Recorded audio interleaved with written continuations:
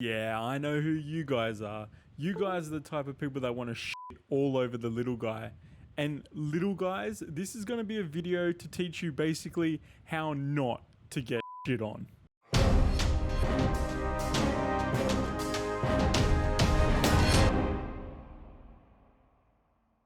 G'day guys and welcome back to the channel. I get this question a lot, how to be the best in Bless Unleashed. It's honestly a bullshit question, but for the people that want to know how to get ahead when Bless Unleashed launches on PC, you need to do every single one of these. It's up for discussion. It's quite unfortunate, but the Crusades are changing.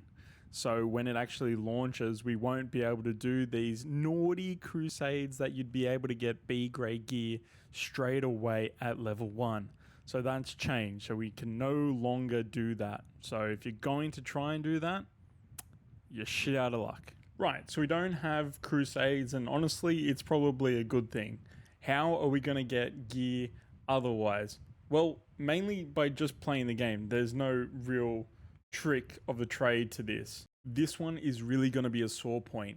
If the head start comes out when PC launches on Bless Unleashed, you need to buy it. That's a big call, and honestly, I was honestly tempted not to put it in this video, but it's absolutely the truth. Why do you need to buy the head start?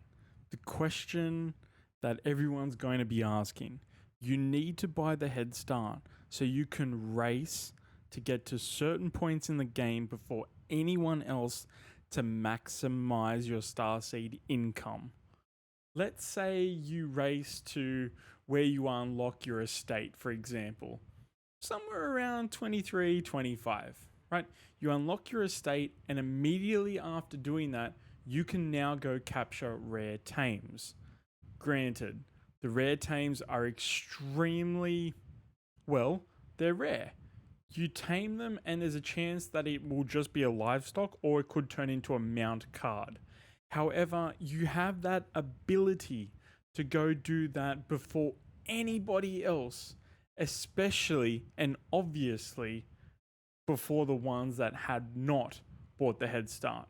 If you do get the cards, you bank them. I can't stress that enough. You bank them to sell them later once people start accumulating star seeds. Immediately when starting the game, you want to ensure that you have a map up of all the ancient chests available to you. Basically, as you're progressing through the game, you want to make sure you're hitting all of these ancient chest spots. Granted, they have mentioned quietly that these spots might change on PC launch. So I would still advise that you have that map up on tablet or an iPad or whatever, your second screen, your mobile phone, doesn't matter. The main thing is that you're hitting these ancient chests as you go, because consider this, you will be the very first person on the server. Right?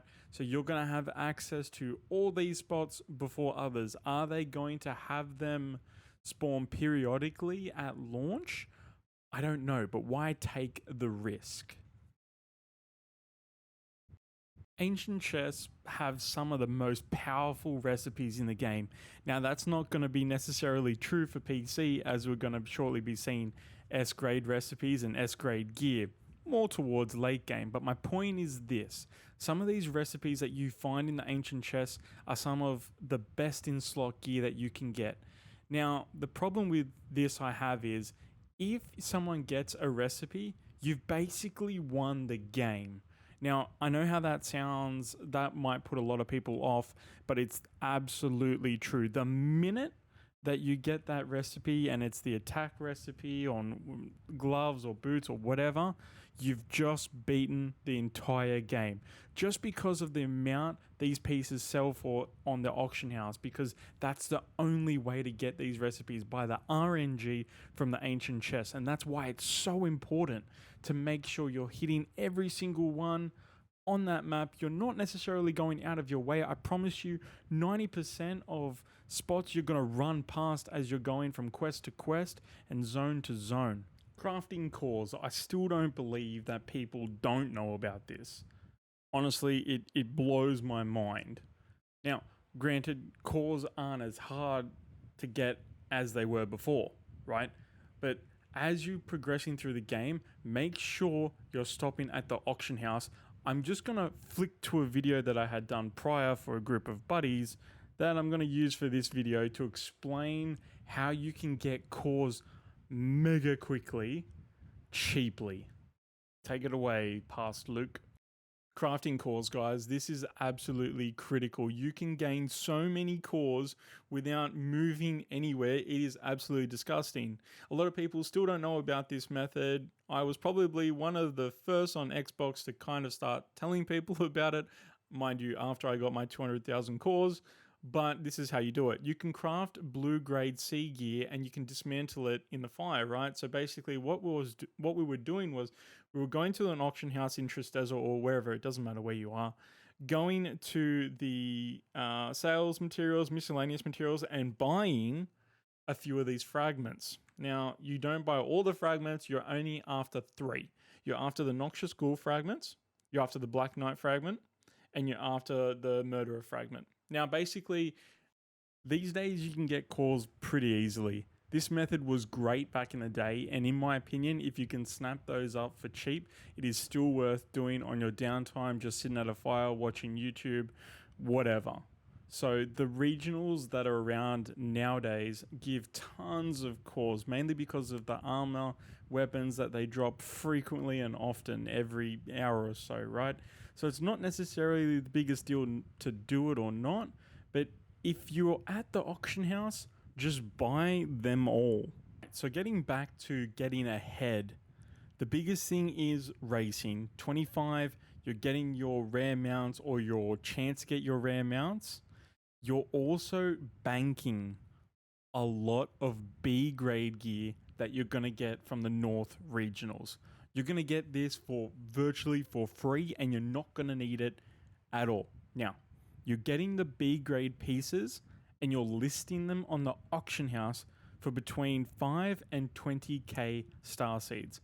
It sounds ludicrous, but if people have a 3, 7, 10 day head start, you list these items before the next wave of people, so they just come in and basically be like, well, I couldn't give a two shits about farming the gear. I'm stuck on my gear score. Let's just go to the auction house with the 5, 10k star seeds that I have, and they will have it within a couple of hours, and you will be sitting there with all your B grade gear listed, reaping the benefits.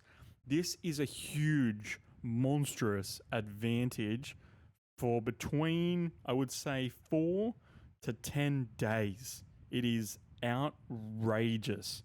And this is probably the biggest thing and the most worthwhile by buying that head start. It's a little bit dicky to do, and I'm sure other people are going to be doing it, but consider this.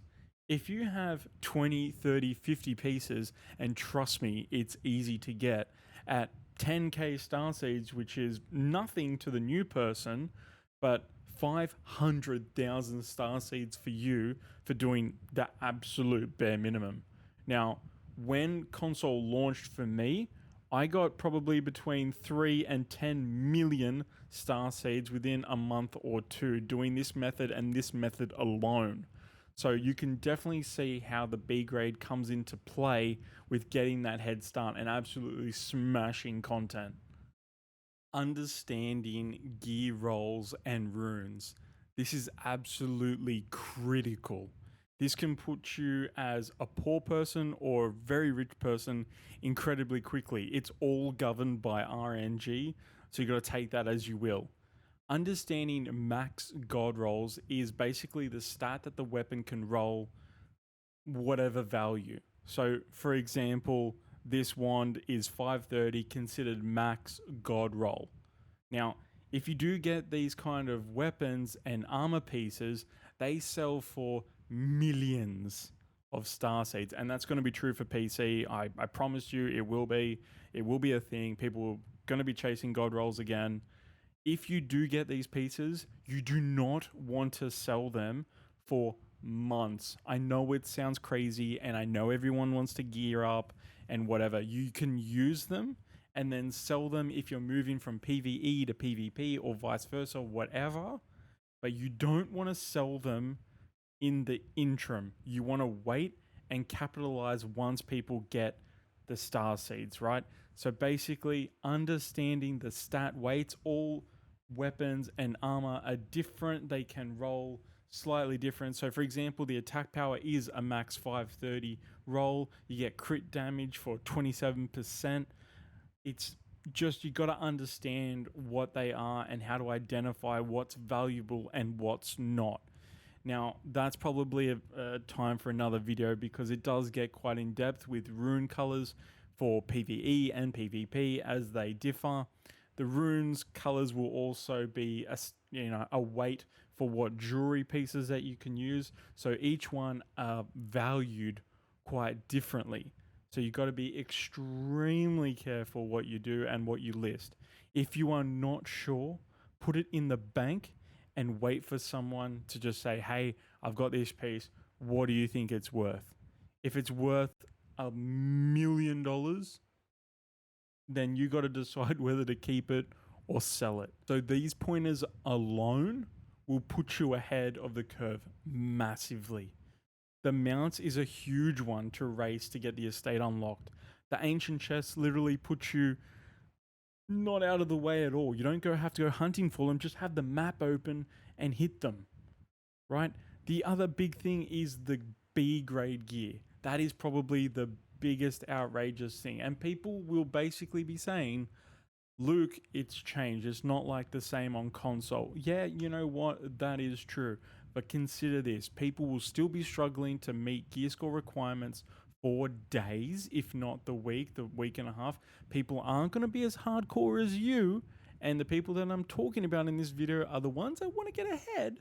You need to be doing this. B grade gear and farming it and listing it is going to be your bread and butter. So doing this and this alone will put you ahead. Now the B grade gear, just to confirm again, because people are going to ask, is mainly going to be from when you level up past 20 and start getting further up into the regionals. The regionals down south do change as far as grade, but not until later as you level. So don't freak out that you're only seeing D and C grade gear. You will start seeing B grade gear.